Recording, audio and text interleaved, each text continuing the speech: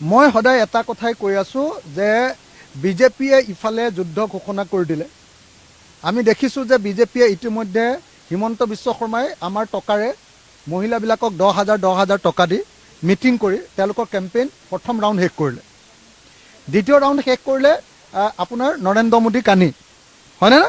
আৰু তৃতীয় ৰাউণ্ড শেষ কৰিব এতিয়া এইবাৰ ধৰ্মীয় বিষয়ক লৈ বটদ্ৰৱাক লৈ আপোনালোকে তৃতীয় ৰাউণ্ড শেষ কৰিব।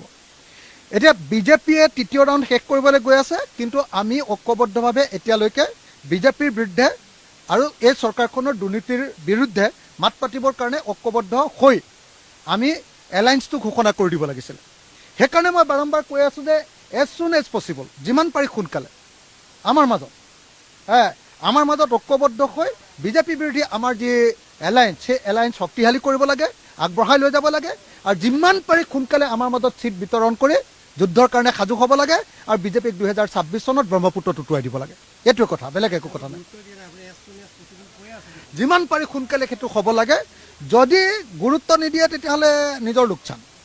আমি একলগ হ'বই লাগিব, আৰু একলগ হোৱাৰ বিনে কোনো বিকল্প নাই। আমি সকলো মানুহে একলগ হৈ দিয়াৰ লগে লগে অসমত এটা মেজিক হৈ যাব। যদি কোনোবাই অকলে খেলিব খোজে তেতিয়াহ'লে ছুইচাইড কৰা হ'ব।